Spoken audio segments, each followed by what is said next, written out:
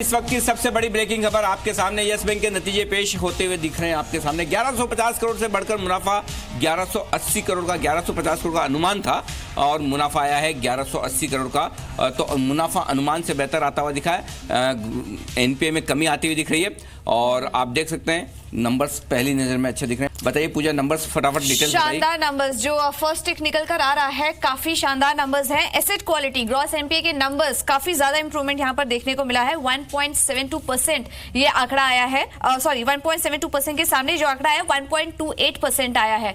तो काफी ज्यादा कमी एसेट क्वालिटी में देखने, ग्रॉस एनपीए के आंकड़े में देखने को मिली है। नेट एनपीए के आंकड़े जी 0.64% के आसपास ये आंकड़ा आया है। 0.64 है जो 0.93, मतलब ये देखे ना 1% से 2.3% रहेगा। तो ये अच्छा इंप्रूवमेंट हुआ है और लगभग 50 बेसिस पॉइंट का इंप्रूवमेंट हुआ है आपके नेट एनपीए के आंकड़ों में। प्रोविजनिंग के आंकड़े आपके पास आ चुके हैं। प्रोविजनिंग के आंकड़े देखिए किस तरह का प्रोविजनिंग है और अगर किसी तरह का कोई डाइवर्जेंस है तो वो भी समझ लेते हैं। रजत देवगन हमारे इस बार रिपोर्ट किया है FY17 के लिए। डाइवर्जेंस जो है वो करीब 6300 करोड़ के आसपास का डाइवर्जेंस रिपोर्ट किया गया है। तो इस पर क्या, इस पर कमेंट्री काफी बिल्कुल देखना इंटरेस्टिंग होगा। रजत से पूछते हैं नंबर्स के बारे में। रजत बताइए डिटेल्स में नंबर्स क्या है। हाँ बिल्कुल, जो एनआईए की फिगर है वो मेरे पास आ गई है। 2150 करोड़ की एनआईए जो है येस बैंक ने रजिस्टर की। हम ये भी हमारे अनुमान से बेहतर है। हम एक्सपेक्ट कर रहे थे कि 2110 करोड़ होगी। एनआईए की फिगर आई है 2150 करोड़ और प्रोविजनिंग बहुत कम, यानी कि 400 करोड़ की प्रोविजनिंग। हम एक्सपेक्ट कर रहे थे कि लगभग 520 करोड़ की प्रोविजनिंग येस बैंक करेगा, उसके मुकाबले 400 करोड़ की प्रोविजनिंग की है। और जैसे भी आप डिस्कस कर रहे थे,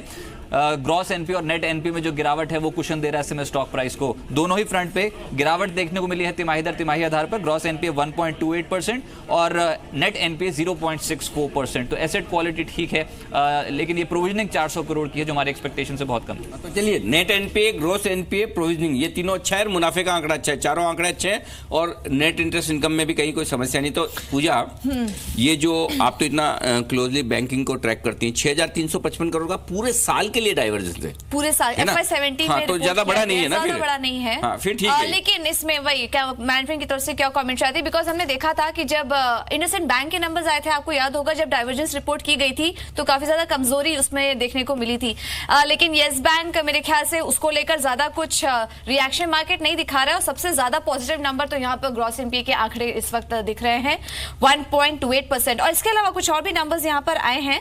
एडवांसेस में जो ग्रोथ आई है, शानदार ग्रोथ, करीब 54% की ग्रोथ एडवांसेस के फ्रंट पर देखने को मिली है। रिटेल से काफी अच्छा सपोर्ट आया है, करीब 12% का जो सपोर्ट है वो रिटेल की तरफ से मिला है। और जैसा कि हम आपको अनुमान के वक्त भी बता रहे थे कि रिटेल और एमएसएमई पोर्टफोलियो से सपोर्ट मिलेगा। जो एमएसएमई पोर्टफोलियो से यहाँ पर योगदान आया है, 34% की बढ़त कंपनी के एडवांसेस में। शानदार ग्रोथ एडवांस फ्रंट पर देखने को मिल रही है। 40% का तो अनुमान हमारा भी था, लेकिन यहाँ पर तो एक बार मैं फटाफट राय ले लूं इन नतीजों को।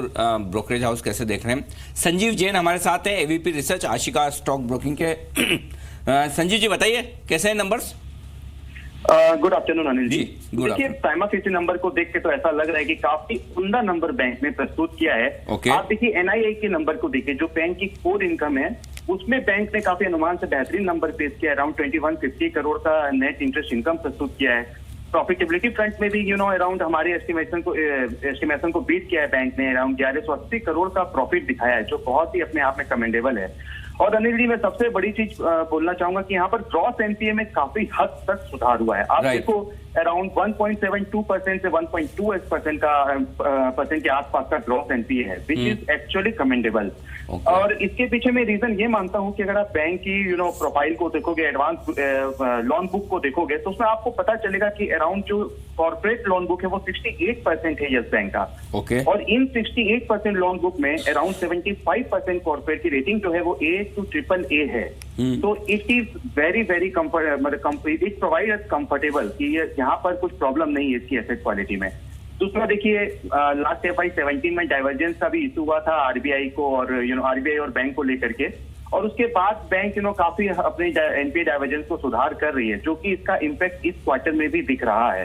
तो ओवरऑल मैं रिजल्ट को थम्स अप ही दूंगा। काफी उम्दा नंबर बैंक ने प्रस्तुत किया है। और एक और नंबर आया है, स्लिपेजेस इस क्वार्टर दिखे ही नहीं, ज्यादा स्लिपेजेस इस बार देखने को ही नहीं मिले हैं। और ये जो प्रेस रिलीज आई है उसके मुताबिक इस क्वार्टर ज्यादा कुछ स्लिपेजेस नहीं आए हैं, सर्कुलर के मुताबिक। भी अच्छी बात है। हाँ, और 380 करोड़ के आसपास का जो एक अकाउंट से आया था इनको, तो वहां पर कुछ कंसर्न। अच्छा, एक और इंटरेस्टिंग खबर है, और ये बहुत ही इंटरेस्टिंग खबर है कि चौथी तिमाही में इन्होंने मार्क टू मार्केट जो भी लॉसेस लेने थे ले लिया है। और ये इसलिए अहम है क्योंकि देखिए धीमे धीमे बॉन्ड यील्ड्स ऊपर बढ़ रहे हैं, तो इनका जो बॉन्ड पोर्टफोलियो उसमें जो मैच्योरिटी तक नहीं रखा हुआ है और वो ट्रेडिंग के लिहाज से रखा हो, उसमें लॉसेज आए होंगे।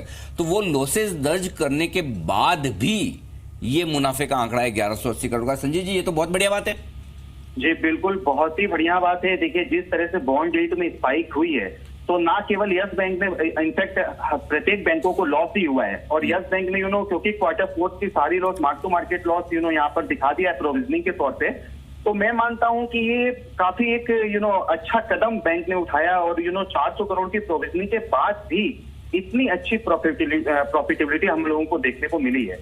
अब देखिए गोइंग फॉरवर्ड ऐसा लगता है कि बॉन्ड यील्ड में आगे चल के सुधार होगा, तो डेफिनेटली ये जो बैंक हैं तो इनको तो आगे चल के इनकी प्रोविजनिंग में भी रिडक्शन आएगा, जिसके कारण से बॉटम लाइन में मुनाफा और आगे देखने को मिलेगा। तो डेफिनेटली यस बैंक ने बहुत ही अच्छा नंबर, आइदर प्रोविजनिंग फ्रंट आप कह लो, चाहे एनआईए फ्रंट कह लो, चाहे आप एनपीए फ्रंट कह लो, हर पैरामीटर पे बैंक ने काफी अच्छा नंबर दिया। वंडरफुल। और इस बीच आप एक और बड़ी खबर ये भी है कि राणा कपूर साहब को यस बैंक के बोर्ड ने 3 साल के लिए और यस कह दिया है कि हाँ आप हमारे साथ ही बने रहेंगे, हमारे बोर्ड पे बने रहेंगे। तो ये भी एक खबर जो बाजार को पसंद आने वाली है। इससे पहले कि हम हेडलाइंस लें, एक राय मैं कुणाल आपसे लेना चाहता हूँ यस बैंक के स्टॉक पर कि क्या यस बैंक का स्टॉक बड़े ब्रेकआउट के संकेत दे रहा है? क्योंकि हम ये समझ रहे थे सुबह जो बातचीत हो रही थी 325 के आसपास आकर अटकता है, क्या वहां से कोई ब्रेकआउट आया है? और क्या अब भी 4% मजबूत होने के बाद ये वो स्टॉक है आज या कल में 8 से 10% तक बढ़ने की, यानी कि यहाँ से 350-55 तक जाने की चांस है? देखिए पूरी चांस है अनिल जी। और अगर आपको याद हो कल भी हम इसकी बात कर रहे थे जब आपने तुलना की थी एक्सिस बैंक और यस बैंक की, और तब हम बात कर रहे थे कि यस बैंक इससे बहुत बेहतर है। यस बैंक में ब्रेकआउट आया था कल ही, और आज अगर आप देखें तो मुझे लगता है 343 इसके लिए पहला पड़ाव होगा, पहला पोर्ट ऑफ कॉल है 343। ये लेवल पार हुआ तो फिर आपको 355-360 के लेवल्स भी आते हुए दिखेंगे। 343 मुझे लगता है कि पहला टारगेट होना चाहिए जिन्होंने आज ही खरीदा है, और जो इसको पोजिशन लिहाज पे रख सकते हैं मुझे लगता है 355 का टारगेट। ओके, तो ये है आपके लिए यस बैंक पर राय। शुक्रिया संजीव जी।